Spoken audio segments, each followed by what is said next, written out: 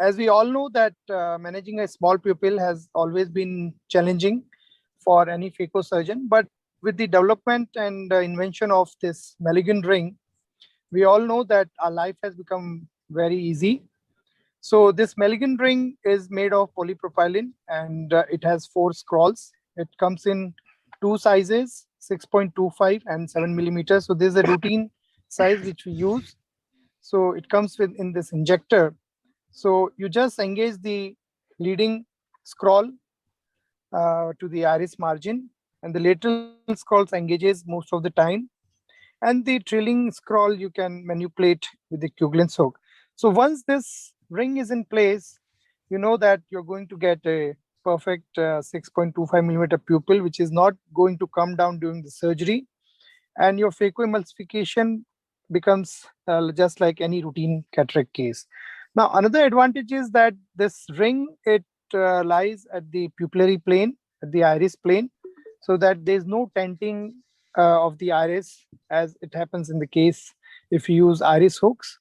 And of course, you don't need to make any further additional paracentesis to implant this ring, as we need to make 4 or 5 paracentesis for iris hooks. So you implant your IOL and take off this ring, and you can either use injector to take this out or just invert this Kuglins hook and take one of the scroll and pull it out, and it comes out easily. So there's another case in which you can see that the leading scroll and one of the lateral scroll is engaged, but the side scroll is not engaged to the pupillary margin. So you can go from side port and engage this third scroll. And see, you need to use many times 2 instruments to disengage this. It may get stuck there. So always keep anything handy so that you can just disengage. And then you can put OVD again and just engage all the 4 scrolls. This is another case. So I use 1.8 millimeter incision, but this is the old video when the ring was only used to go through 2.2 millimeter incision or 2.4 millimeter. So what I was using to reuse it is this cartridge, which comes with the micro lens. So you can see this goes through 2 millimeter incision. So I'm putting this ring in this cartridge with HPMC and using to inject it through this cartridge, and see how easily it goes, just like the original injector in which it comes. So we ETO this ring and reuse it. So the leading scroll engages and lateral scroll, you just need to guide them a little bit with the Kuglins hook to engage, and most of the time it usually engages the lateral scrolls, and then you can engage the last scroll.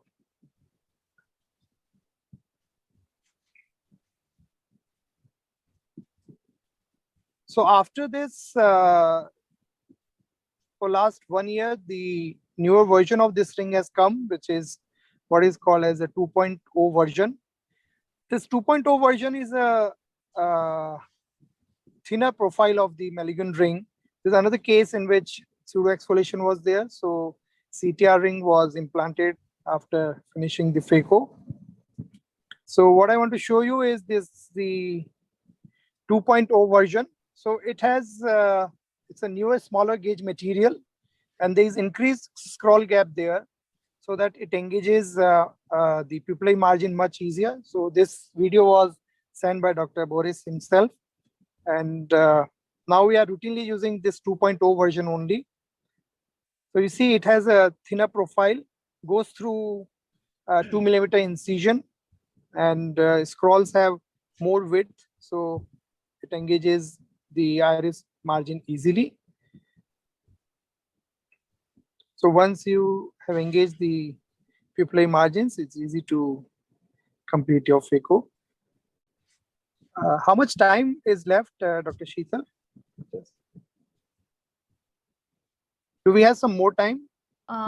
Can the Yeah, I think there's still 5 minutes to go. Okay, The okay, timer is perfect, there, yeah. perfect.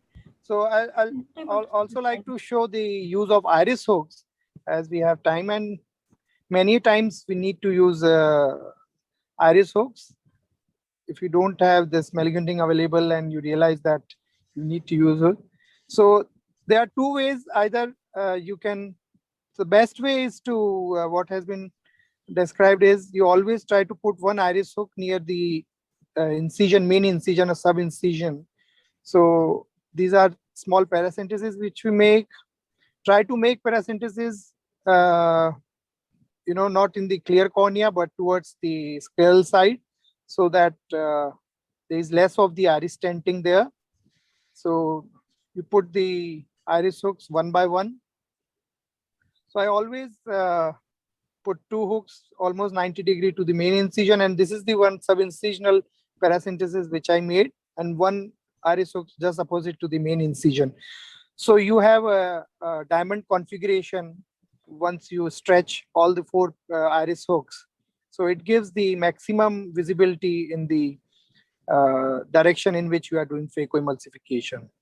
So just tighten these iris hooks one by one and just stretch them so that you get a rhexis of 5.25 or 5.5 millimeter. Don't overstretch the iris, this pupillary margins, as it may tear the sphincters and may lead to permanent mydriasis.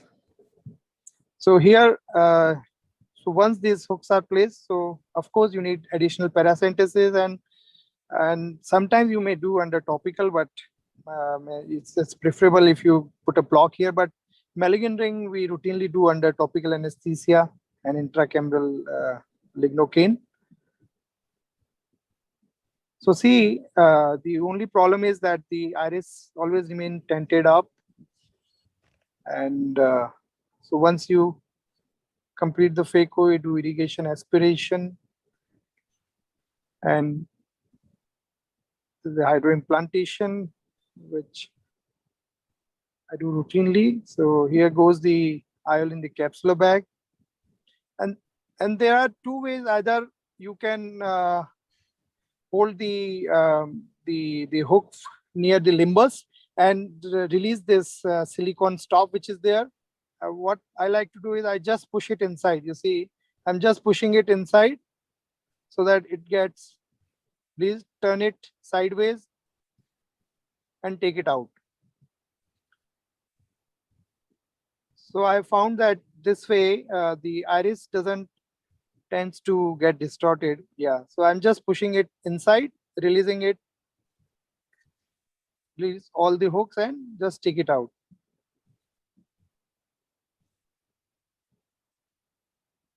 So one by one you take these iris hooks out, take all the OVD out, and it finishes the case. So I think with the availability of these devices, now we also have more choices available. Dr. Suven has come up with the beautiful Bhattacharjee ring, BHEX ring, which is also like very useful. You are using that ring also regularly. And we have another Oasis expander and different kind of expanded devices. But whatever device you are comfortable with, it's always better to use these devices whenever you see a pupil like the small pupil, because nowadays we have all the IOLs, multifocal, toric, or all IOLs which require perfect sizing of capsular axis. So we can do phaco through 3 millimeter pupil also, but we can't be perfect about the sizing.